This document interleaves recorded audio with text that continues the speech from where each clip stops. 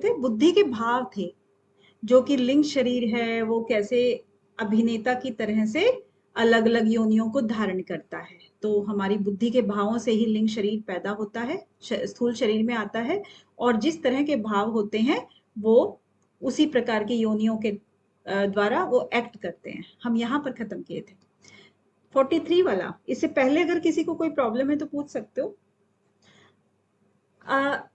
Next है सांसिद्धिका च भावा प्राकृतिका वैकृतिका च धर्माद्या दृष्टा करना आश्रयण कार्या आश्रयण च कललादि। अब इसमें क्या कह रहे हैं कि जो धर्म अधर्म के जो भाव होते हैं ना, बुद्धि के तो कई तरह के भाव होते हैं, चाहे धर्म का हो अधर्म का हो, बताया था ना, सात्विक और तामसिक। तो वो क्या है, सारे के सारे बुद्धि के ऊपर आश्रित रहते हैं, क्योंकि बुद्धि तो निर्णय करती है कि हमें क्या करना है क्या नहीं करना। तो सांसिद्धिकाश्च, ये ऊपर लिखा है सांसिद्धिकाश्च। अब सांसिद्धिका क्या होती है? हाँ, बुद्धि के 8 भाव होते हैं, बिल्कुल संगीता जी, आपको याद है। तो सांसिद्धिका क्या होती है? जो जन्म सिद्ध होता है, जन्म सिद्ध अधिकार जैसे होता है ना, जन्म सिद्ध, जन्म जात, जिसमें के अंदर जो भाव होते हैं वो। और प्राकृतिका, प्राकृति का मतलब कुछ ऐसे होते हैं जो स्वाभाविक ही होते हैं, कि उसके अंदर ना स्वभाव ही उसका ऐसा है, जन्म से। एक तो ये जन्म से ही हो गया, जन्म से कुछ चीजें होती हैं, बाद में एग्जाम्पल देंगे इनके। प्राकृति का मतलब जो प्राकृतिक तरीके से उनका स्वभाव ही ऐसा होता है। और वैकृति का क्या कहते हैं? वैकृति का मतलब जो विकृति के साथ, यानी कि जो स्वाभाविक था ना उसके साथ उसने बदलने की कोशिश की, यानी कि उसको प्रयास किया, प्रयास के द्वारा जो स्वभाव बनाया जाता है उसको वैकृति का बोलते हैं। ठीक है। धर्माध्या यानी कि ये धर्म फिर आदि के। से बताना। हाँ स्वाति जी बताती हूँ अभी, कि धर्म आद्या, धर्म आदि के। ठीक है, ये क्या हो गया, धर्म आदि।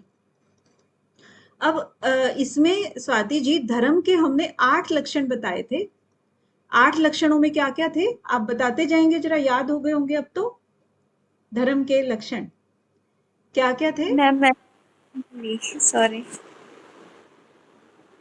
हाँ जी, मैसेज बॉक्स खुला है, बता दो भाई। दृष्टा, रेणु जी। मैम जरा, वही क्या, दृष्टा, साक्षी, नहीं दृष्टा संकल्प, साक्षी किसके हैं रेणु जी, आप बताओ जरा, दृष्टा कौन होता है, साक्षी कौन होता है? प्रमाण वाले थे। पुरुष होता है वो। मैम इसमें ऐश्वर्य आता है हाँ हाँ और हाँ हाँ, ये बिल्कुल बिल्कुल। वो ऐश्वर्य सीक्वेंस वाला। से याद नहीं आ रहा है मैम। ऐश्वर्य, ऐश्वर्य क्या था, लास्ट वाला था, है ना? हाँ, ऐश्वर्य का, अनिश्वर, ज्ञान का, ज्ञान याद आया। हाँ, और ज्ञान था, और और मैम याद नहीं आ रहा मैम। विराग था, और देखिए आशा जी ने बता दिया है पूरा। और ये धर्म, है ना? 4 चीजें थी, और ये किसके हैं? मैम बुद्धि के। ऑप्शन देखकर तो पहचान लेते हैं, वैसे थोड़ा कम याद आता है। हाँ, बुद्धि के थे ना ये, कि बुद्धि के जो है ना कई तरह से वो सात्विक और राजसिक तरीके से ग्रहण करती है। तो धर्म का अधर्म होता है, बुद्धि के धर्म के लक्षण थे बुद्धि वाले, तो धर्म होता है बुद्धि के अंदर। और इसका अगर हम तामसिक रूप में देखें तो अधर्म हो गया। विराग है यहाँ पर, यानी कि वैराग्य, विराग का मतलब वैराग्य। और अगर इसको हम तामसिक दृष्टि से देखें तो राग हो गया, राग से दुख पैदा होता है ना। और सात्विक से ज्ञान हो गया, तो तामसिक से अज्ञान हो गया। और ऐश्वर्य सात्विक से हो गया, तो तामसिक से क्या हो गया, अनैश्वर्य, है ना? ये हो गया। तो इस तरीके से 8 इसके रूप हो गए थे। अब नेक्स्ट क्या है, दृष्टा करना आश्रयण कार्य आश्रय च कललादि। अब इसी को एक बार ऊपर वाली लाइन को ठीक से देख लेते हैं। जैसे स्वाति जी ने कहा था कि सांसिद्धि का च भावा प्राकृति का वैकृति का च धर्माद्या, यानी कि सांसिद्धि का मतलब जो सात्विक बुद्धि के चारों भाव जन्म जात होते हैं, जिसमें जैसे कहते हैं कि महर्षि कपिल जो थे वो जन्म से ही सिद्ध थे। सुना है क्या किसी ने महर्षि कपिल के बारे में? वो कहते जन्म से ही सिद्ध थे। ठीक है। और एक होता है प्राकृतिक रूप से। प्राकृतिक का नेक्स्ट, प्राकृतिक मतलब स्वाभाविक रूप से। जैसे कि ऋषि मुनि जो होते हैं ना, उनका एक जैसे वो पैदा होते हैं, फिर वो इसमें आश्रम में जाते हैं, आश्रम में जाने के बाद खूब खेल कूद भी करते हैं, एकदम नॉर्मल जीवन भी जीते हैं वो। लेकिन कोई एक एज एज इनकी ऐसी आती है, उस एज के अंदर वो उनको अपने आप ही लगने लगता है कि मैं ना, मुझे सिद्धि करनी चाहिए, मुझे किसी का साधना करनी चाहिए। तो उस तरीके से किसी को 16 साल में, किसी को 20 साल में, किसी को 25 साल में, इस तरीके से उनको एक अपने आप ही अंदर से कुछ प्रेरणा मिलती है। तो उसको क्या कहते हैं, प्राकृतिक रूप से। उसकी एज के अकॉर्डिंग जो भी प्रेरणा मिलती है उसको प्राकृतिका हो गया। वैकृतिका एक थर्ड हो गया वो। वैकृतिका मीन्स प्रयास करने के बाद। अब वैकृतिका का प्रयास क्या हुआ, जैसे वाल्मीकि ऋषि के बारे में बोला जाता है कि पहले वो क्या थे, किसको मालूम है क्या थे पहले, ज्ञानेंद्र जी? मैम शायद डाकू थे। हाँ काशवी डाकू जी। या चोर टाइप। हाँ काशवी जी, तो वो डाकू थे। तो डाकू जब थे वो, और उन्होंने खूब मांसाहारी भी थे और बहुत वैसे वैसा ही जीवन जीते थे वो। उसके बाद राम को मरा कहते थे मैम, राम को, मरा मरा कहते थे, फिर मरा कहते कहते हाँ राम राम हो को गए। मरा मरा कहते थे। तो उनका वो जो था ना, मरा मरा मरा मरा मरा मरा मरा मरा मरा मरा, अगर कंटिन्यू आप बोलोगे तो राम राम तो वैसे भी हो जाता है, सीधा हो जाता है, मतलब है ना। तो जैसे भूंड होता है ना, भूंड एक तरह का कोई जानवर होता है, तो उसको अगर वो उल्टा हो जाता है ना, तो वो सीधा नहीं हो सकता, आप उसको मूव नहीं करा सकते। अब जैसे ही उसको थोड़ा सा सीधा कर दोगे तो वो मूव करना शुरू कर देता है। तो मतलब जिसका जैसा स्वभाव होता है वो उससे अडिगी ही रहता है, मतलब उसी के साथ में ही रहता है वो। तो वैकृति का मतलब जब उससे नारद मुनि मिले, उस वाल्मीकि से, तो नारद मुनि से मिलने के बाद उनको ज्ञान उत्पन्न हुआ। तो फिर वो इस मार्ग पे ऐसे चले कि वो सफल हो गए, उन्होंने अपने जीवन की नैया जो है ना पार लगा ली। तो यहाँ पर जो वाल्मीकि ऋषि का एग्जाम्पल लिया जा सकता है। ठीक है, तो आपके तीनों हो गए ना, सांसिद्धिका, प्राकृतिका और वैकृतिका। ये जो धर्म आद्य मतलब जो धर्म के 8 भाव हैं, धर्म के जो भाव हैं बुद्धि के, उनके हिसाब से धर्म, ज्ञान, विराग और ऐश्वर्य और इसके जो विपरीत होते हैं वो इस तरह से इनके लिंग शरीर बनते हैं और इस प्रकार से बनते हैं। ठीक है, 3 प्रकार इन्होंने बता दिए। फिर कहते हैं दृष्टा। दृष्टा मतलब इस तरह से ये चीजें देखी गई हैं, जो ऊपर बताइए ना, इस तरह से चीजें देखी गई हैं कि कर्ण आश्रण है, कर्णाश्रण है, यानी कि कर्ण मतलब बुद्धि के बारे में। बुद्धि कर्ण होती है ना, एक बुद्धि का प्रकार है एक कर्ण। तो मतलब ये सारे के सारे बुद्धि के आश्रय में रहते हैं। कर्ण आश्रय जो कर्ण है हमारे, कितने कर्ण हैं अगर हम मिला के बोले तो, अंतःकरण और बाह्य कर्ण जिनके द्वारा हम, कितने कर्ण है? 13 कर्ण। वाह, मानसी जी, मनीषा जी, आशा जी। नहीं मैम, 14 कर्ण है, 14 कर्ण है मैम। नहीं, अभी हमने ना इससे पहले जो बताया था आपको कि आपको 3 तो अंतःकरण हो गए। इससे पहले हम ना कारिकाओं में पढ़ चुके हैं, जो क्योंकि हम सांख्य कारिका पढ़ रहे हैं, हम उसी के अकॉर्डिंग चल रहे हैं। 3 अंतःकरण, और इसके अलावा हमारे 10 ज्ञानेंद्रिय और कर्मेंद्रिय। ज्ञान और कर्म इंद्रियों की बात कर रहे हैं, इनसे हम ज्ञान ग्रहण करते हैं, ये कर्ण कहलाती हैं सारी की सारी।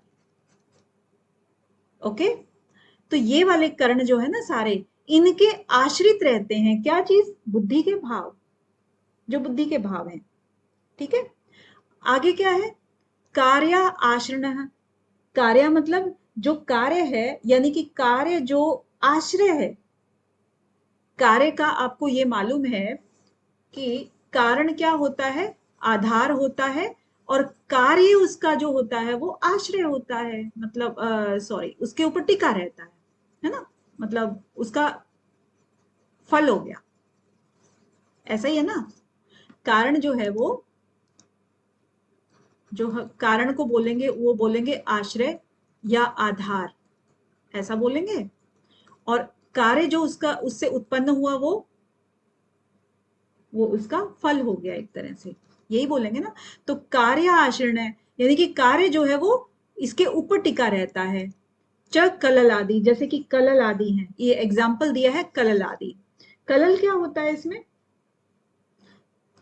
कलल होता है जो जो चीज पैदा होती है और किसके मिलने से पैदा होती है। जैसे माता पिता है, माता पिता का जो रज और वीर्य है उससे मिल करके भ्रूण पैदा हुआ, है ना। कोई चीज एक बन रही है, उसके बाद वो धीरे धीरे धीरे धीरे करके वो पनप रही है। अब कुछ 1 महीने में कैसी होगी, अगर गर्भ में भी रहती है तो 3 महीने में कैसी होगी, उसके बाद 6 महीने में कैसी होगी, उसके अस्थि बननी शुरू होंगी, मांसपेशियां बननी शुरू होंगी। तो वो सब चीजें जो है ना, रज और वीर्य से वो चीजें इंप्रूव करते हुए जाती हैं और वो चीजें बनती हैं। तो उसका आश्रय क्या है, यानी कि उसका आधार क्या है? कारण। कारण उसके माता पिता हो गए, उनका वो रजवीर्य हो गया, ठीक है, वो कारण हो गया। तो ये एक एग्जाम्पल के थ्रू आपको बताया है। अदरवाइज ये क्या कह रहे हैं कि ये जो बुद्धि के भाव हैं इनसे ही ये जो सांसिधिकी है, प्राकृति का है और वैकृति का है, ये सारे के सारे जो फल हैं ये इनसे पैदा होते हैं, कर्ण आदि से। उनका वही आश्रय होता है, बुद्धि के भाव होते हैं। ठीक है, थोड़ा क्लियर हुआ आपको अभी? Manisha ji, Swati ji, yes ma'am. हाँ क्लियर हुआ ना? क्योंकि ये एक एग्जाम्पल दिया है कलल आदि का। अदरवाइज इनका कहने का मतलब यही है कि ये इनका कारण क्या है? बुद्धि के भाव हैं, जो कि 8 भाव हैं, तामसिक और राजसिक, धर्म आदि जो हैं। और इनसे धर्माद्या, धर्मादि बताया ना, धर्माद्या, इनसे फिर ये जो संसिद्धि की है, यानी कि जो जन्म से सिद्ध होते हैं, जो प्राकृतिक रूप से जिनका नेचर होता है या बदलाव आता है, या जिनमें विकृति करके यानी कि प्रयास करके जो बदलाव आता है, वो सब के सब बुद्धि के भावों के अकॉर्डिंग ही होता है। ठीक है, तो क्लियर हो गया आपका। अगला चलते हैं 44 पे। धर्मेण गमनम ऊर्ध्व गमनम अधस्तात् भवति अधर्मेण ज्ञानेन च अपवर्गो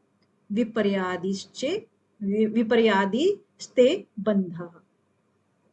तो यहाँ क्या कह रहे हैं कि जो विवेक ज्ञान होता है उससे मोक्ष और अविद्या जो है उसके बंधन से होता है। विवेक ज्ञान से क्या होता है? मोक्ष, और अविद्या से क्या होता है? बंधन हो जाता है। धर्म व ज्ञान से अपवर्ग होता है और अधर्म से और अज्ञान से बंधन होता है। यहां पर ये कह रहे हैं इसी भाषा में। तो धर्मेण, धर्मेण का मतलब क्या हो गया? सात्विक बुद्धि जो होती है उसका सबसे पहला लक्षण क्या हुआ? सात्विक बुद्धि का। अब आपको ना इतनी बार ये बता दिया है कि आपको रट जाना चाहिए। सात्विक बुद्धि में धर्म है ना, धर्म के अंदर अगर हम धर्म का पालन करेंगे तो क्या होगा? धर्मेण गमनम ऊर्ध्वम, ऊर्ध्व की तरफ गति करता है, यानी कि ऊपर की तरफ गति करता है अगर धर्म का पालन करते हैं तो। सीधी बात है, धर्म का मतलब धार्यति इति धर्म है, जो हमारे स्वभाव के अनुरूप हो उसको ही हम धर्म कहते हैं। ठीक है, तो वही चीज है जो पहले भी धर्म के बारे में बताया था कि मनु ने धर्म के 10 लक्षणों के बारे में बताया ना। धृति, क्षमा, दमोस्तम, सोच, इंद्रिय निग्रह, धीर, विद्या, सत्यम, अक्रोधो, धर्म 10 लक्षणम। तो ये अगर एक श्लोक आप याद कर लेते हो तो धर्म के मनु के 10 लक्षण याद कर लेते हो। तो गमनम, तो धर्म जो है गमन करता है ऊर्ध्व की ओर, ऊपर की ओर। गमनम अधस्तात् भवति अधर्मेण, यानी कि जो अधस्तात् यानी कि नीचे की ओर, अध है ना, अधोगति जो होती है, बोलते हैं ना अधोगति। तो नीचे की ओर जो होता है, निम्न जो लोक में जाता है, वो किसकी वजह से जाता है? अधर्म की वजह से, अधर्म, है ना। अधर्म आपका चला गया नीचे की ओर। अब ज्ञानेन च अपवर्गो, अब ज्ञान से भी हमें अपवर्ग प्राप्त होता है। और अपवर्ग का मतलब हमेशा अप हम लिखते हैं ना, यूपी अप, अप का मतलब ऊपर, डाउन का मतलब नीचे, ऐसे लिखते हैं ना। अपवर्गो, ज्ञानेन च अपवर्गो, यानी कि ज्ञान से अपवर्ग की प्राप्ति होती है, यानी कि मोक्ष की प्राप्ति होती है, कैवल्य की प्राप्ति होती है। और विपर्यादिश्यते बंधः, अब इसका विपर्य क्या है? ज्ञान का विपर्य क्या होगा? अज्ञान, अज्ञान, अज्ञान। तो अज्ञान से बंधन होता है। तो यही चीज आपकी लिखी है, मैं पहले ही एक लाइन में लिख के ले आई हूँ, ठीक है। अब मत पूछना, एक लाइन में बता दो। ओके, देख लो कितना डर लगता है ना। एक लाइन में पूछने का। क्लियर है ना, आगे बढ़े। 45 वैराग्यात् प्रकृतिलय संसारो भवति राजसात् रागात् ऐश्वर्याद् अविघातो विपर्यात् तद विपर्यास।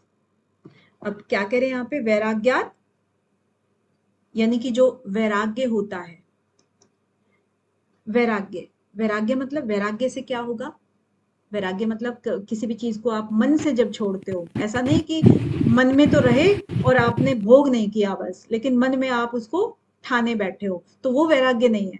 वैराग्य मतलब जब आप तन मन धन सबसे आप छोड़ देते हो, तब उसको वैराग्य कहते हैं। तो वैराग्यात, वैराग्य करने से प्रकृति में लय हो जाते हैं। और प्रकृति लय का मतलब क्या होता है कि जैसे वो हमारा अपर वैराग्य था ना, दृष्टानुश्रविक विषय वितृष्णस्य वशीकार संज्ञा वैराग्यम, तो उच्च कोटि का वैराग्य तो हुआ, लेकिन वैराग्य है, अभी भी उसमें सत्वगुण बाकी है।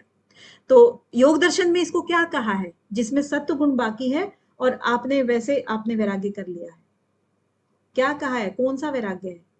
अगर किसी ने योग सूत्र पढ़ा हो तो अपर वैराग्य। बहुत बढ़िया संगीता, अपर वैराग्य। Manisha ji very nice. तो इसको अपर वैराग्य कहते हैं कि यानी कि जो इसने वैराग्य कर लिया वो प्रकृति में लय हो गया। यानी कि जो विलीन की बात करते हैं हम, कि प्रारंभिक जो साधना होती है उसमें हम तत्वों की आराधना शुरू करते हैं, फिर लिंग शरीर में उसके भाव आते हैं धीरे धीरे करके, क्योंकि लिंग शरीर में जो भी भाव होते हैं ना बुद्धि के, वो बहुत अभ्यास से बनते हैं, ऐसे नहीं बनते कि शुरू में ही बन जाते हैं।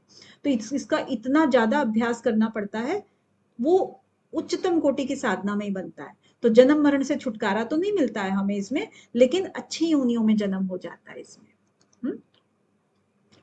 जहाँ पे हमें और आगे अगर जन्म मिलता है तो फिर वो हमें उसके लिए हेल्प करता है।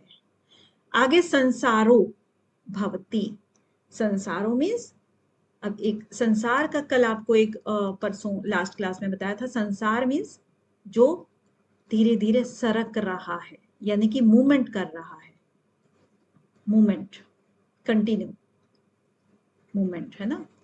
तो जो मूवमेंट कर रहा है, सरक रहा है, इसको संसार कहते हैं। तो संसारो भवति, ये जो सरक रहा है, ये जो गति कर रहा है, मतलब एक शरीर को छोड़ करके दूसरे शरीर में जो जा रहा है, इसको ही हम क्या कहते हैं, संसरण कहते हैं। भवति मतलब होता है। तो प्रकृति लय तो होता है, लेकिन वो धीरे धीरे करके क्या करता है, मूवमेंट तो करता है। अभी अब राजसात रागात, अब राजसात मतलब, अब इसने लिखा ही है ना राज, आप इसमें कंफ्यूज मत हो ना, अगर बाय चांस आपके क्वेश्चन में आ जाता है तो राजसात इसने लिखा है, तो राज का मतलब है रजोगुण, रजोगुण। अब रजोगुण का जो गुण है वो क्या है, अवैराग्य, क्रियाशील बनाना, क्रिया, क्रिया, क्रिया, क्रिया, रजोगुण का क्रिया हो गया। और क्रिया क्या कराता है, अगर क्रिया आप करोगे, सांसारिक, सांसारिक विषयों में फंसाता है। राग में, अगर आपकी राग में क्रिया है, राजसात रागात, तो राग में अगर आपकी आसक्ति है, जैसे कि वो था ना सुखानुशयी रागः, यानी कि राग, सुख का अनुसरण करने से राग पैदा होता है। तो उस तरीके की अगर आपकी इसमें पीछे पीछे आप जाते हो, तो रजो में जो राग है वो आपको संसरण कराती रहती है, ठीक है, आपको दुनिया में जन्म मरण बार बार दिलाती रहती है। तो वैराग्य से आपको प्रकृति लय मिलेगा, और जो आपकी राजसात यानी कि राग से आपको क्या मिलेगा, संसरण मिलेगा, जन्म मरण मिलेगा। तो इसमें बेसिकली ऊपर वाली लाइन में आपको क्या समझाया है, जो धर्म का एक लक्षण था विराग और राग, विराग किसमें था, सात्विक में, और राग किसमें है, तामसिक में, यही है ना, यही है। इसी को ऊपर वाली लाइन में एक्सप्लेन किया है कि वैराग्यात प्रकृति लय और संसारो भवति राजसात रागात। ठीक है, इसमें आपका ये सात्विक हो गया और ये आपका तामसिक हो गया। ऐश्वर्याद अविघातो विपर्यात विपर्यास। ऐश्वर्य से क्या होगा फिर आगे? ऐश्वर्य एक और रह गया ना, विराग के बाद ऐश्वर्य आता है, तो ऐश्वर्य अविघात हो। और अविघात को अगर हम थोड़ा सा और ब्रेक करें तो क्या होता है? ऐश्वर्य का मतलब तो आपको पता ही है कि अष्ट सिद्धियां जो होती हैं ईश्वर के समान हो जाता है, उसको हम ऐश्वर्य कहते हैं, है ना। अणिमा लघिमा गरिमा, ये सारी की सारी सिद्धियां जिसके पास हो। और लास्ट वाली सिद्धि होती है कौन सी? ईशितव वाली, यानी कि ईश्वर के समान वो हो गया, इसी को ऐश्वर्यात बोलते हैं। तो ऐश्वर्यात अविघात हो। अब विघात करना, एक तो होता है ना विघात मतलब दुख देना, दुख पहुंचाना या इच्छा पूर्ति ना होना, बाधा आना, इस तरह के बोलते हैं विघात। लेकिन अ लग गया है पहले तो इट मीन्स वो आपकी इच्छाओं की पूर्ति करता है, रेणु जी, है ना। अविघात मतलब वो आपकी इच्छाएं जो भी आप करोगे वो आपकी इच्छाओं की पूर्ति करेगा ऐश्वर्य, क्योंकि आप लघु बनना चाहोगे, लघु बन जाओगे। कोई प्राकाम्य होता है तो किसी चीज की कामना करते हो तो वो आपकी पूरी हो संस्करण जाती है। पसंद करेंगे मैडम। क्या कह रहे हो रेणु जी? सॉरी मैम, मैं नहीं बोल रही थी। अच्छा ठीक है। तो ऐश्वर्य क्या है आपका? अविघात करता है, राइट, यानी कि आपकी इच्छाओं की पूर्ति करता है, बिना प्रयास के सब कुछ आपको मिल जाता है, राइट। अब आगे क्या है? विपर्यात, जो इसके विपरीत होता है। ऐश्वर्यात के विपरीत क्या हुआ? अनैश्वर्य। और अनैश्वर्य क्या कहते हैं? कि हमें जो भी हम सोचते हैं वो हमारी इच्छा पूरी नहीं होती है, तो वो अनैश्वर्य की बात होगी। अविघात मतलब विघात उसका हो गया, यानी कि वो विघात करता है, आपके बीच में बाधा लेके आता है, आपकी इच्छाओं के बीच में। तद विपर्यास, समझ आ गया ना क्या है? उसके विपरीत होती हैं सब चीजें, जो ऐश्वर्य था उसके विपरीत सब चीजें हो गई, राइट। यानी कि जब अपर वैराग्य का अभ्यास करते हैं ना तो प्रकृति में लय होता है, और जिस तत्व की आराधना हम करेंगे उसी में लय हो जाएगा। ये हो गया वैराग्य का। संसारो भवती राजसात रागात, यानी कि राग में, यानी कि वैराग्य का उल्टा राग, राग में जब हम करेंगे तो हम सरकते रहेंगे, यानी कि हमारा जन्म मरण चलता रहेगा। ऐश्वर्य का होता है तब वो अविघात करता है, यानी कि हमारी सारी इच्छाएं पूरी होती चली जाती हैं। और विपर्यात तद विपर्यास है, अगर उसके विपरीत हम करते हैं तो सब कुछ उसके विपरीत होता चला जाता है, राइट। इसके बाद 46 वाला आता है। 46 एष प्रत्यसर्गः विपर्य अशक्ति तुष्टि सिद्धि आख्या गुण वैषम्य विमर्दात तस्य च भेदास्तु पंचाशत। अब यहां क्या कह रहे हैं ये कि जो अभी थोड़ा सा आप ये देखना कि हम जो कर रहे हैं ना कैसे सीक्वेंस में जा रहा है। बुद्धि सृष्टि अभी तक हम कर रहे हैं, बुद्धि के 8 लक्षण बताए, धर्म, ज्ञान और बताओ बताओ, विराग, ऐश्वर्य। विराग और विराग ऐश्वर्य। और ऐश्वर्य 8 बताए। और इसके बाद वो जो बौद्धिक दृष्टि के अंदर फिर आगे जो चीजें और एक्सप्लेन कर रहे हैं धीरे धीरे करके, देखिए 4 थोड़ी थोड़ी चीजें करके फिर वो और डीप में हमें लेके जा रहे हैं अभी धीरे धीरे करके। एश प्रत्यसर्ग, ये जो बुद्धि है ना, प्रत्यसर्ग मतलब जो बुद्धि की सृष्टि है, इसको प्रत्यसर्ग बोला है। जो हम पहले भी बोलते आए ना, बुद्धि की सृष्टि, बुद्धि की सृष्टि। तो ये जो बुद्धि की सृष्टि है, सर्ग मतलब सृष्टि, सर्ग सब समझते हैं ना, सर्ग क्या होता है? सृष्टि, संसार, इसी को सर्ग बोलते हैं। तो जो बुद्धि का संसार है, बुद्धि की जो सृष्टि है, उसके बारे में उससे विपर्य। अब विपर्य मतलब अशक्ति। अब इसकी जो बात कर रहे थे कि एक तो भौतिक सृष्टि होती है, एक बौद्धिक सृष्टि होती है। भौतिक मतलब जो प्राकृतिक जो चीजें हम बाहर देख रहे हैं अचेतन अवस्था में। बौद्धिक सृष्टि भी वैसे अचेतन ही है, लेकिन फिर भी इसमें कुछ हम कहते हैं ना, पुरुष का जब हो गया महत तत्व उसके अंदर आ गया तो महत कोई बुद्धि का है, तो वो अपने आप को चेतन समझने लगता है। यानी कि वो अच्छे बुरे का ज्ञान जैसे बोलते हैं कि उसके अंदर आना और ज्ञान की बात को समझना और फिर उसको पुरुष को नैया पार लगाना, तो वो सब कहते हैं। तो बुद्धि की सृष्टि के कारण ही ये सब होता है। लिंग शरीर भी उसी के भाव से बनता है। तो विपर्य अशक्ति तुष्टि सिद्धि आख्या। इसके आगे क्या कह रहे हैं देखिए, विपर्य अशक्ति तुष्टि और सिद्धि, यानी कि बुद्धि की जो सृष्टि है इसको 4 भागों में बांटा है इन्होंने। बुद्धि की सृष्टि को ये ऊपर लिखा है ना, बौद्धिक, यानी कि बुद्धि सृष्टि को 4 भागों में बांटा। कौन कौन से? एक तो विपर्य, दूसरा अशक्ति, और तीसरा तुष्टि। देखिए क्वेश्चन बन सकते हैं आपके, इसलिए थोड़ा सा ध्यान से देखना, और सिद्धि। ठीक है, ये 4 भाग हो गए, 1 2 3 और ये 4। ठीक है मैम तुष्टि क्या होता है? अभी आगे एक्सप्लेन होगा। ठीक है, अभी क्योंकि 1 बाय 1 हम पढ़ेंगे, पहले विपर्य को पढ़ेंगे, फिर अशक्ति को, फिर तुष्टि को, सिद्धि को, ऐसे पढ़ेंगे हम। इसी के सूत्र है आगे, बहुत डिफिकल्ट नहीं है सांख्यकारी का, बस ये है कि छोटा छोटा एक एक शब्द को थोड़ा सा और इलेबोरेट कर देते हैं, तो सब कारिकाएं खत्म, बस इतने में। तो अभी हम क्या करेंगे, बुद्धि सृष्टि को हमने 4 भागों में बांटा। 4 में कौन कौन से? विपर्य, अशक्ति, तुष्टि और सिद्धि। राइट। गुण वैषम्य निर्मदा विमर्दात तस्य च भेदास्तु 50। अब गुणों के विषमता से, गुण वैषम्य, गुणों की विषमता से इसके 50 भेद, 50 भेद हो जाते हैं। यानी कि जो गुणों का जो दबाव है, अभिभव है, प्रादुर्भाव है, आश्रय है, जनन है, मिथुन है, वो सब बताया था ना। गुणों का क्या क्या प्रभाव होता है, किस किस तरह की प्रकृति होती है उसमें। विमर्दात, विमर्दात का मतलब वही ना, विमर्दन करना, किसी भी चीज का मर्दन करना।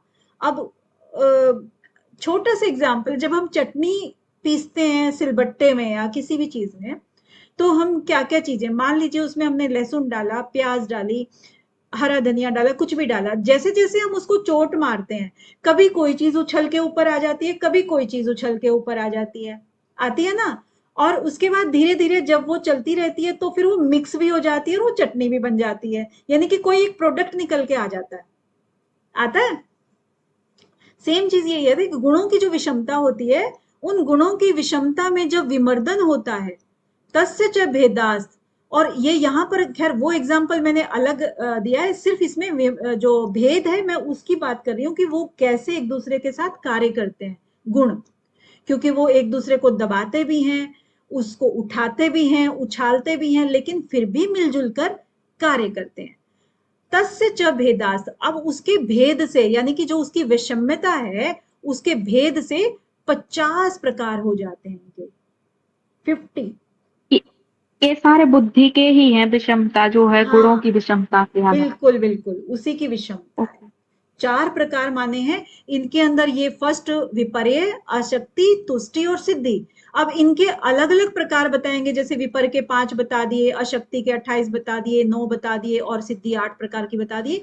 इनको जब मिलाएंगे हम प्लस प्लस करके, तब वो 50 प्रकार हो जाते हैं। तो यहाँ पर इस सूत्र में सिर्फ ये कहा है कि उनकी जो विषमता से, क्योंकि हम पहले भी बात कर चुके हैं ये वाली, कि जैसे सात्विक, राजसिक और तामसिक 3 प्रकार के गुण हैं, और सब में अनुपात अलग अलग होता है, तो बहुत तरह के चीजें हो जाती है। तो इसी तरह से इन्होंने 50 प्रकार बताए हैं। विपर्य के 5 प्रकार, अशक्ति के वो आगे आएगा अभी, तो ये तो जस्ट मैंने आपको वैसे बोला है। 50, यहाँ पर 50 की डिजिट आप ध्यान रखना। राइट, आगे चलते हैं।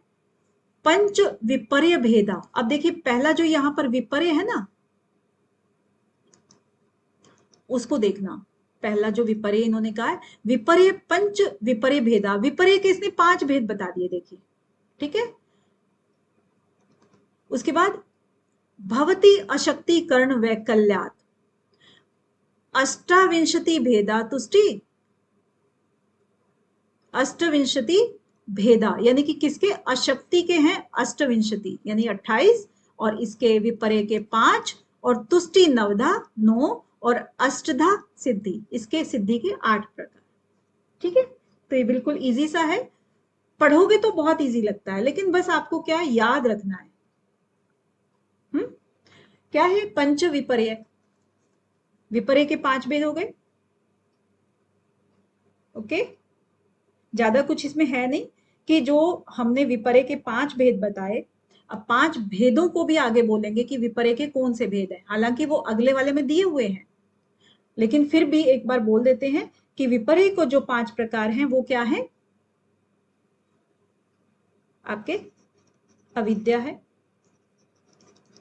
फिर आपका भ्रम आ गया, फिर आपका मिथ्या ज्ञान आ गया, ठीक है। विपर्य अपने योग सूत्र में पढ़ा है ना, कौन सा सूत्र है उसका? कलियुग मिथ्या ज्ञानम मतद्रूप प्रतिष्ठम, मतद्रूप। सूत्र नंबर याद नहीं। हाँ, तो ये यही वाले हैं। तो आपका अविद्या, 9 के समथिंग शायद। बहुत अच्छे से याद है आपको। तो ये 5 भेद हैं आपके विपर्य के, अविद्या, भ्रम, मिथ्या ज्ञान और भेद अभेद जो होता है। अभेद भेद का एक ज्ञान होता है ना, जिसमें हम भेद नहीं कर पाते हैं किसी चीज में, तो एक वो हो गया। तो इस तरीके से ये विपर्य के 5 भेद हो जाते हैं। पंच विपर्य भेदा भवती होते हैं। और अशक्ति कर्ण वैकल्याण, अशक्ति मतलब यहाँ पर जो अशक्ति है, यानी कि जो कर्ण है, कर्ण इंद्रियां, हमारी जो इंद्रियां होती है ना, कर्ण, उसी को बोल रहे हैं। वैकल्यात यानी कि उनकी जो दोष होता है, वैकल्य, इनको, इनके हमारी कर्णों में जो दोष हो जाता है, जैसे आंख से ना दिख पाना, और हमारे हाथ जैसे मान लीजिए किसी के नहीं होते हैं, किसी के काम नहीं कर रहे होते हैं, पार्किंसन जिसको हो जाता है वो बेचारा कुछ नहीं कर पाता। तो इस तरीके से दोष उत्पन्न होते हैं ना जिन भी कर्णों में, चाहे वो मन बुद्धि अहंकार या फिर आपके 5 कर्मेंद्रियां, ज्ञानेंद्रियां, कोई भी चीज हो, तो उनमें जब आपकी ये दोष उत्पन्न हो जाते हैं तो उसको क्या कहते हैं? अशक्ति, ठीक है, उसको अशक्ति बोलेंगे। और इसके बाद अष्टाविंशति भेदा, ये अशक्ति कितने प्रकार की होती है? 28 प्रकार की, राइट। तो 28 प्रकार की आपकी अशक्ति हो गई। अशक्ति को आप क्या बोलोगे? आपको नाम याद रहेगा? अशक्ति मतलब इसका रिलेशन याद रहेगा। अशक्ति मतलब हमारे जो कर्ण हैं, उन कर्णों की अंदर जो शक्ति ना रहे, उनको करने की क्षमता ना रहे, उनके अंदर दोष उत्पन्न हो जाए, उसको कहते हैं अशक्ति। ओके। उसके बाद तुष्टि नवधा, तुष्टि जो होती है वो 9 प्रकार की होती है, और अष्टधा सिद्धि, सिद्धि 8 प्रकार की, ये आपको पता ही है। इनको हम आगे डिटेल से पढ़ेंगे। नेक्स्ट हमारा आता है 48 सूत्र कारिका। अब भेद तमसो अष्ट विधो मोहस्य च 10 विधो महामोह।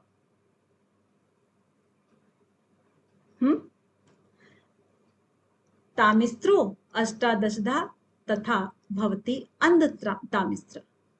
अब जो विपर्य के 5 भेद जो इन्होंने बताए, अब यहां पर ये इससे रिलेट करते हैं, जो ऊपर वाले थे ना, इसी से रिलेट करते हैं सारे के सारे।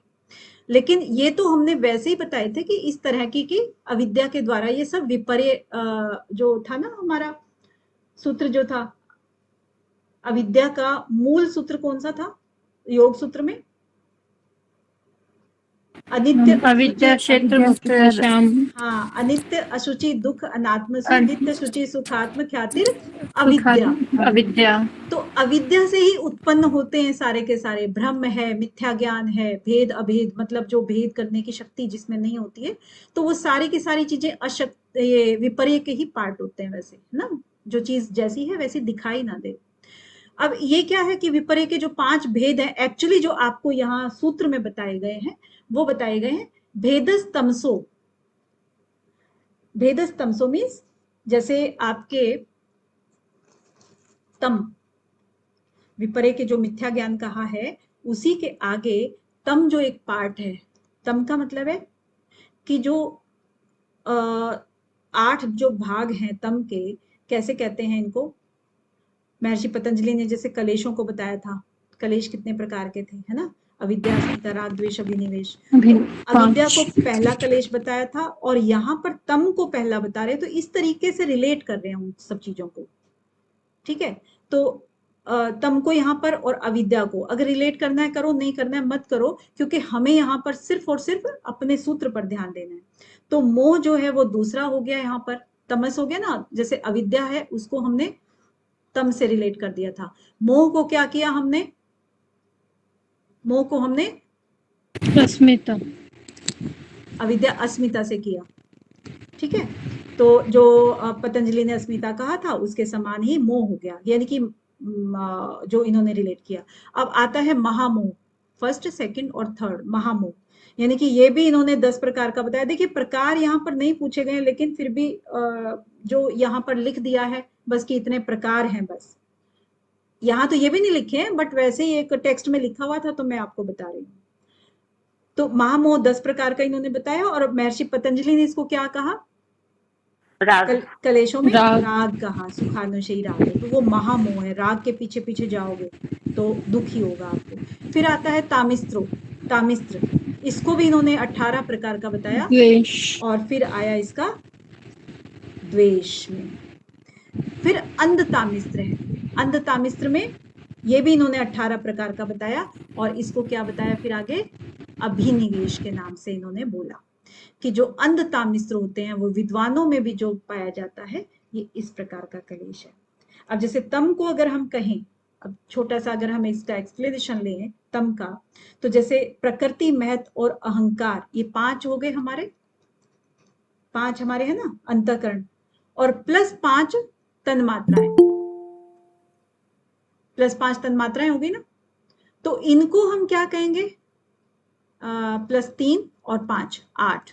तो अभी क्या बोला था हमने कि तम जो है 8 प्रकार का होता है, तो ये 8 प्रकार ये हो गए। सिद्धि। सिद्धि नहीं है, सिद्धि नहीं है। तमस मतलब तम जो है हमारा, जो विपर्य, विपर्य मतलब आप अज्ञानता से समझिए इसको, विपर्य ज्ञान जो होता है अज्ञानता से, तो इसका तम में आपके एक तो मन, बुद्धि, अहंकार और प्लस तन मात्राएं, ये सारी की सारी आपकी तामसिक में आती हैं, तम में आती हैं। अनित्य, अशुचि, दुख, अनात्म सो वाली बात है। फिर नेक्स्ट मोह आता है। मोह के आपको कितने प्रकार बताए थे? ये भी 8 प्रकार बताए थे मोह के भी। अब मोह में क्या था कि 8 जो ऐश्वर्य थे, यानी कि जो भी हम आपके पास सिद्धियां थी उनमें आप करने लगते हो, इन्वॉल्व होने लगते हो, उसमें आप मोह लगाने लगते हो, तो वो वाली 8 प्रकार की सिद्धियों को इन्होंने क्या कहा है? मोह कहा है। और महामोह में क्या कहा है? महामोह इन्होंने 10 प्रकार का बताया, और 10 प्रकार में 5 इन्होंने तन्मात्राएं, जो कि दिव्य और अदिव्य 2 प्रकार की बताई थी। सुखानुशयी राग, जैसे उससे रिलेट किया था हमने। और इसमें दिव्य और अदिव्य का मतलब है, जैसे कि एक तो होता है आप अच्छी सात्विक प्रवृत्ति से आप उस चीज को के पीछे भाग रहे हो, और एक आप किसी चीज को भोगने के हिसाब से उसके पीछे भाग रहे हो, तो वो हो गया। फिर तामिस्त्र, तामिस्त्र मतलब ये 18 प्रकार बताए थे आपको। 18 में आपके 5 तन्मात्राएं प्लस 5 आपके वही दिव्य और अदिव्य जो चीजें थी, और 8 आपके ऐश्वर्य हो गए, राइट? ये आपके तामिस्त्र हो गए, 5 + 5 + 8। और इसके बाद अंध तामिस्त्र में क्या होता है? ये भी 5 तन्मात्राएं प्लस 5 दिव्य और 5 अदिव्य और 8 सिद्धि।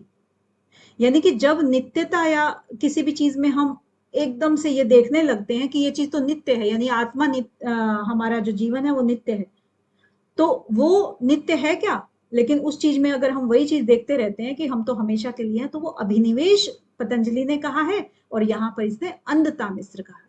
बस ये एक छोटी सी चीज है, डिजिट्स याद रखने की जरूरत नहीं है, ये तो वैसे ही बोल दिया है, बस आपको इनका अर्थ थोड़ा सा क्लियर करना। जी लक्ष्मी जी। मैम, ये अभिनिवेश का मतलब जो पतंजलि के अकॉर्डिंग है वो मृत्यु का भय है, या इसको जीवन को नित्य मानना है? सॉरी, थोड़ा सा आवाज डिस्टर्ब हो रही है आपकी। अच्छा, मैं कह रही थी कि जो अभिनिवेश का मतलब पतंजलि के अकॉर्डिंग है, हाँ, वो मृत्यु का भय है, या फिर ये जीवन को नित्य मानना है? देखिए मृत्यु का भय तो है, लेकिन निकाला गया है, वो योग सूत्र में और क्लियर कर देंगे आपको। मृत्यु का भय, बुढ़ापे का भय, जरा का भय, जैसे हमारा क्षीण जर्जर शरीर होता है, बीमारियों का भय, इन सब के भय से आता है। अकेले मृत्यु का भय नहीं है अभिनिवेश का। लेकिन हाँ, ये ज्यादातर व्याख्याकारों ने ना यही मतलब निकाला है इसका, इसीलिए इसको पढ़ते हैं। चलिए नेक्स्ट करते हैं 49th। 49th में क्या करें? एकादशे इंद्रिय वधा सह बुद्धिर्वधै शक्तिर उद्दिष्टा सप्तदश वधा बुद्धिर विपर्यात तुष्टि सिद्धि नाम। तो यहाँ क्या कह रहे हैं कि देखिए बहुत ही इजी इजी है, इसलिए इसको जल्दी जल्दी खींच भी रहे हैं, और क्योंकि आगे फिर योग सूत्र स्टार्ट करना है तो इसको कंप्लीट कर देते हैं थोड़ा। एकादशी इंद्रियां, सबको मालूम है एकादशी इंद्रियां मतलब 11 इंद्रियां, ठीक है। वधा, वधा का मतलब जैसे वध करना होता है ना, मरना, या उसके अंदर कोई दोष उत्पन्न होना, यानी कि धर्म ज्ञान जो वैराग्य ऐश्वर्य ये सारे के सारे जो 8 प्रकार थे बुद्धि के, ठीक है। सह बुद्धिर्वधा, यानी कि बुद्धि के 8 प्रकारों के साथ जब एकादश इंद्रियों का वध हो जाता है, यानी कि उनमें दोष उत्पन्न हो जाता है, तो शक्तिर उद्दिष्टा, यानी कि जो उसकी शक्ति है वो उसकी बुद्धि के साथ जो व्रत वो वध हो गया, तो तुष्टि जो है ना वो 9 प्रकार की आगे बताई, यानी कि उनकी जो शक्ति है वो मर जाती है, शक्ति नहीं रहती है। शक्त दश वधा, यानी कि जो 7 सप्तदश मतलब 17 प्रकार की हो जाती है। ये 17 प्रकार कैसे होते हैं आगे, तुष्टि सिद्धि नाम, इनको भी मिला दिया साथ में 9 और 8, अभी आपको काउंटिंग ऊपर बताई थी ना, तो 9 और 8 ये हो गए, और ये हो गए आपके 17 प्रकार, राइट। तो ये क्या हो गए आपके टोटल मिला करके, कि कह रहे हैं कि बुद्धि के जो विपर्य हैं 11 इंद्रियां और ये जो 17 है, ये सारे के सारे इस प्रकार, ये जो अशक्ति है, ये वाली जो बुद्धिर्वधैर अशक्ति, ये अशक्ति है। अशक्ति जो है वो अशक्ति 28 प्रकार की हो जाती है। और यहाँ पर ऊपर हम क्या कह रहे थे, यहाँ पर ऊपर आप थोड़ा सा ऊपर चलेंगे, विपर्य के बाद क्या आ रहा था, अशक्ति। यहाँ पर जो गोला कर रहे हैं हम, इस अशक्ति को ये एक्सप्लेन कर रहे हैं यहाँ पे। अशक्ति में क्या क्या आ गया आपका, 11 इंद्रियां, 9 तुष्टि और 8 सिद्धि, तो कुल मिलाकर कितनी हो गई, 28 प्रकार की अशक्तियां हो गई। और ये कैसे कहा है कि 11 इंद्रियां आपकी और आपके 9 तुष्टि, 9 तुष्टियों को हम अगले सूत्र में बाद में एक्सप्लेन करेंगे, और 8 सिद्धियां आपकी ऑलरेडी एक्सप्लेन्ड है, तो टोटल कितनी हो गई, 9 और 8 17 और 11 28। तो इनमें अगर आपके दोष आ जाता है, वध हो जाता है, एक तरह से हानि हो जाती है, तो ये अशक्तियां कहलाती हैं। शक्ति मतलब शक्ति का उल्टा अशक्ति, राइट। अब क्लियर है ना, आगे बढ़े। आगे है आध्यात्मिका चस्त्र प्रकृति उपादान काल भाग्याख्या बाह्य विषयों परमात् पंच नव तुष्टयो भी हिता। मतलब जो हमारी बुद्धि की सृष्टि है उसके हम भाग करते हैं, जैसे कौन कौन से भाग हमारे हो गए, थोड़ा सा आपको पहले पता भी है तो मुझे बताते जाएं जरा। एक तो विपर्य और अशक्ति, हमने ये दोनों पढ़ लिए, पढ़ लिए क्या? Yes ma'am. ज्ञानेंद्र जी पढ़ लिए हमने?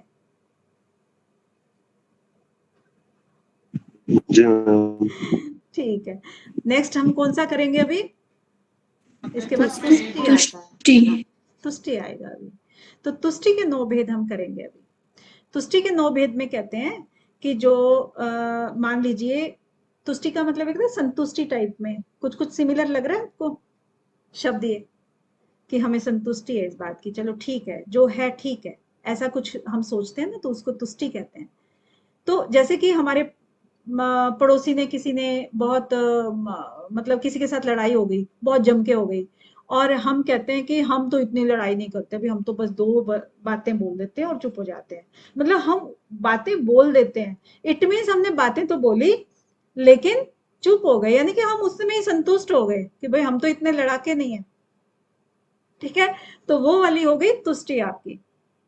इस तरीके से हम इसको तुष्टि को लेते हैं। तो तुष्टि को आगे इन्होंने क्या बताया कि अध्यात्मिका, अध्यात्मिका मतलब अध्यात्म, आत्म से रिलेटेड, आंतरिक चीजों से रिलेटेड।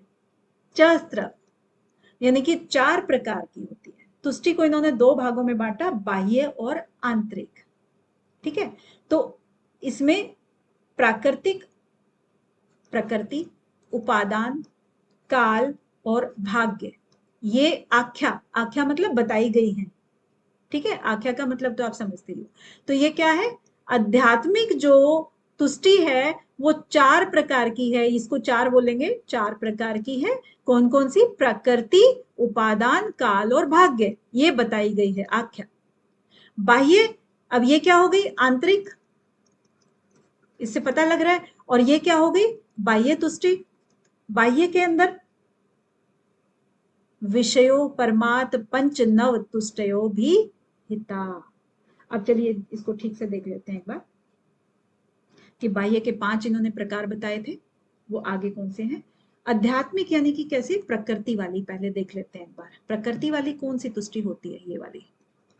फर्स्ट प्रकृति मीन्स जैसे विवेक ख्याति हमें मिलती है, जैसे सांख्य दर्शन में हम देखते भी हैं कि हम इसी के पीछे ही भाग रहे हैं, विवेक ख्याति। जैसे कि हमें कैवल्य प्राप्त करना है तो विवेक ख्याति का हमें पाना है, तो ध्यान से या किसी से भी हम करेंगे।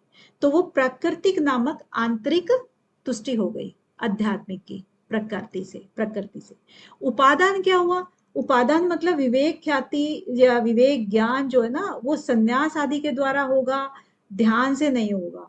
यानी कि ये जो किसी का हमें ये सब सोच लेते हैं कि संन्यास ग्रहण कर लेंगे, उसी तरह के हम कपड़े पहनेंगे, तभी आश्रम में जाएंगे, उसी मुनियों की तरह से हम अपना जीवन यापन करेंगे, इसी से हमें मुक्ति मिलेगी, तो वो उपादान हो गया। अब काल का मतलब, इसको मैम साधन भी कह सकते हैं। हाँ, वो साधन कोई अपनाते हैं जैसे करके, तो वो वाला ही हम सोचते हैं कि वो ही रास्ते से हमें मुक्ति मिलेगी। अब काल का मतलब क्या हुआ कि समय से, यानी कि जो विवेक ज्ञान होगा ना, अपने टाइम से ही होगा। विषयों को भोगने की क्या आवश्यकता है, ऐसा कुछ करके। तो कुछ ऋषि ऐसे कहते हैं ना कि भाई अभी शुरू से ही आपको करने की क्या जरूरत है, अपने आप ही आ जाएगा जब आना होगा। तो बहुत तरह के विचारधाराएं होती हैं वैसे। तो जो काल होता है, काल का मतलब है कि सब कुछ अपने समय से ही होता है। आजकल तो 50-50 साल के भी ऐसे कहते हैं कि अभी हमारा टाइम नहीं आया है मंत्र जपने का, माला फेरने का, वो बुढ़ापे में होता है, ऐसा ना काल। तो उस चीज को कह रहे हैं। तो भाग्य क्या है? भाग्य मतलब ये भाग्यवश होगा, यानी कि बाकी चीजों की क्या जरूरत है, यानी कि हम एफर्ट्स क्यों करें, या एफर्ट्स या इस तरीके से हम अपने आप को, मन को समझा लेते हैं। तुष्टि का मतलब जो आपको पहले बताया था कि हम जहां पर भी, जिस रास्ते पर भी चल रहे हैं, हम अपने आप को वहीं पे संतुष्ट कर लेते हैं। अगर यहाँ पर प्रकृति की बात करें या उपादान की बात करें, तो हमने सोचा कि हम अगर भगवा वस्त्र डाल लेंगे तो हम मोक्ष प्राप्त हो जाएगा। तो हमने क्या किया? भगवा वस्त्र तो डाले, लेकिन हमने आगे ध्यान साधना नहीं की। हमने सोचा सिर्फ भगवा वस्त्र डालने से ही और हम मोक्ष को प्राप्त कर लेंगे, तो हमने वहीं की वहीं ठहर गए। काल की भी बात करें तो काल में भी हमने यही चीज की कि भाई एक समय आने के बाद ही हम करेंगे, पहले नहीं करेंगे, अभी हम इसी लाइफ में संतुष्ट हैं, या फिर हमें आगे और चीजें नहीं करेंगी, या समय आएगा जब अपने आप हो जाएगा। होता है ना कि भाई टाइम अपने आप आएगा। अभी आपके भी एफर्ट्स में लगा लीजिए कि भाई जब 1 महीना रह जाएगा ना एग्जाम में, तब हम पढ़ना शुरू करेंगे और बहुत आ जाएगा, बढ़िया है, हम उसी में संतुष्ट हैं, ठीक है, तब तक हम मौज करते हैं। तो वो वाला काल हो गया। एक भाग्य से मिलता है। अब किसी का तो भाग्य ऐसा है कि 1 महीने में ही उसका नेट या जेराफ हो गया, और किसी का साल भर भी नहीं हुआ, तो उसमें भी आप भाग्य को दोष दे सकते हो, या भाग्य की तरफ आप छोड़ सकते हो, संतुष्ट हो सकते हो, मतलब भाग्य के हिसाब से। तो कहीं ना कहीं ये पॉजिटिव सेंस भी देता है, ऐसी बात नहीं है, आप पॉजिटिव भी होते हो कि हाँ ठीक है, बहुत मारामारी नहीं है, लेकिन ये चीजें सब बता रहे हैं। और बाह्य का मतलब है, बाह्य तुष्टि मतलब विषय है, परमात्मा है। अब बाह्य तुष्टि में जैसे रूप रस गंध, यानी कि जो तन्मात्राएं हमारी होती हैं, इनमें वैराग्य अगर हम कर देते हैं और अपने आप से संतुष्ट कर लेते हैं अपने आप को, तो इसको हम बाह्य तुष्टि कहते हैं। तो इसको भी आगे 5 भागों में बांटा है। कैसे? पारंपात पंच नव तुष्टयो भीता। तो इसका मतलब क्या हुआ कि जो पार सुपार वाली जो एक चीजें हैं, जो बता रहे हैं आगे कि पार, पार मतलब एक होता है पार, आपको आगे लिख ही देती हूँ, 1 नंबर। दूसरा नंबर आपका होता है सुपार, और तीसरा नंबर आपका होता है पारापार। ठीक है, तो जैसे पार क्या होता है पहले, या फिर 5 लिख दूं पहले। एक अनुत्तम होता है, अनुत्तम, और एक होता है आपका उत्तम। ठीक है, और अब पार क्या चीज है? पार मतलब जो हम सेवा आदि जो करते हैं ना, उससे दुख होता है। जैसे घर परिवार में हम बात करते हैं कि मेरे से नहीं होता है सब कुछ, किसी की सेवा नहीं होती है, बड़े बूढ़ों की सेवा करने में जोर पड़ता है, खाना बनाने में जोर पड़ता है, खिलाने में जोर पड़ता है, तो वो पार हो गया। पार नामक आपकी तुष्टि होगी कि मैं अब भाग रहा हूँ, बस संन्यास ले रहा हूँ, ये कर रहा हूँ, तो वो अपनी जिम्मेदारियों से भागना, मतलब उसको बाह्य तुष्टि बोलते हैं। सुपार, सुपार मतलब जो धन आदि को अर्जित करते हैं और कहते हैं कि भाई क्या फायदा है इसका, धन कमाएंगे, टैक्स में देंगे, या चोरी हो जाएगा, या किसी कारण से हम मतलब ऐसे ही सोचते हैं कि ठीक है ना, ये सब होगा तो हम इतने में ही संतुष्ट हैं, इतना ही ठीक है, हमें ये इतना ही चाहिए और इससे ज्यादा नहीं चाहिए, तो उसको क्या है, सुपार नामक बाह्य तुष्टि बोलते हैं। फिर होता है पारापार। पारापार मतलब कि इसमें भी होता तो यही है कि भाई धन तो कमा लिया, लेकिन अगर हम इसका उपयोग करेंगे तो ये खत्म हो जाएगा, और खत्म हो जाएगा तो फिर हम इस चीज के डर के मारे उन चीजों को ही नहीं खरीदते। यानी कि किसी किसी का देखा होगा ना, कंजूस टाइप के जो आदमी होते हैं, तो वो धन कमाते हैं लेकिन चीजों को नहीं खरीदते ताकि उनका धन ना खत्म हो जाए, तो वो कंजूसी में, कम उनमें चीजों में अपना काम पूरी जिंदगी निकाल देते हैं, तो उसको कहते हैं पारापार। और फिर आता है अनुत्तम, यानी कि अनुत्तमाभ्यस जो होता है, वो हम कुछ भी कर लें चाहे, यानी कि जो भी हम विषयों की कामना करते हैं, धन अर्जित करते हैं, तो उससे तुम क्या करोगे, इससे लोभ बढ़ेगा, कामनाएं बढ़ेंगी, फिर क्रोध बढ़ेगा, फिर हिंसा होगी, फिर भय बढ़ेगा, अशांति होगी, तो कहते हैं इससे बेहतर है इससे मुक्ति हो जाओ। यानी कि एक के बाद दूसरी चीजें आपकी होती चली जाती हैं, इससे लास्ट में आके आपका क्या है कि भय ही बढ़ना है, चोरी का डर रहेगा, ये रहेगा, वो रहेगा, अशांति आएगी घर में। फिर उत्तम हो गया। उत्तम में क्या कहते हैं कि कोई भी जब भोग करेंगे, किसी ना किसी की हिंसा जो है ना वो करनी पड़ती है, कई बार किसी का हक मारना पड़ता है, तो इस वजह से जब विषयों से हम विरक्त हो जाते हैं, उसको उत्तम, उसको तुष्टि कहते हैं। तो वो अपने आप को संतुष्ट मानने लगते हैं कि हमें ना किसी का दिल दुखाना है, ना कुछ करना है, तो हम जैसे हैं वैसे ही ठीक है। तो इस तरीके से ये तुष्टि भी क्या है, बाधा है हमारी कहीं ना कहीं, क्योंकि ये सारी चीजें क्या है, आपके जिम्मेदारियों से आप मुक्त होने के लिए बहाना देख रहे हो, संतुष्ट होने का एक बहाना देख रहे हो। तो इस तरीके के सारे क्या है, बाह्य तुष्टि वाले हैं। वो आंतरिक तुष्टि हो गई, बाह्य तुष्टि हो गई। तो टोटल मैम मिला करके आपकी हो गई कितनी, एक बात 5 ये हो गई और 4 ये हो गई, 1 2 3 और 4 हो गई आपकी 9 तुष्टियां भाई, ठीक है। मैम उपादान का मतलब बता दीजिए। उपादान जी आपका, मैम। हाँ उपादान आपका बताया था ना कि जैसे आप कोई भी एक काम करते हो, मान लीजिए आपने कहा कि मेरे पीले वस्त्र धारण करने से और मुझे मोक्ष मिल जाएगा, जैसे कि आमतौर पे योगी जन करते हैं। तो केवल आपने ये तो सुन लिया कि पीले वस्त्र धारण करने से मुझे मोक्ष मिल जाएगा, आपने वस्त्र भी धारण कर लिए, लेकिन उस तरह का रूटीन नहीं अपनाया, आप वहीं पर ठहर गए, बीच रास्ते में ठहर गए। मतलब आपको कोई भी, ये मंजिल है मान लीजिए, इसको हम मंजिल कहेंगे, आपकी मंजिल मतलब मोक्ष, ठीक है। हम जो दर्शन पढ़ रहे हैं वो मोक्ष के लिए पढ़ रहे हैं। यहाँ पर आप हैं खुद, और यहाँ पर बहुत सारे ऐसी स्टेजेस आती हैं कि जहां पर आप कहोगे कि ये इन सब जो ग्राउंड लेवल पे जो दुख होते हैं उनसे तो आप छूट गए, तो आपको खुशी मिली ना जो छूट गए, तो जब खुशी मिली और जहां पर भी आपको खुशी मिली वहां पर आप ठहर गए, उसके आगे नहीं बढ़े, तो उसको कहते हैं तुष्टि।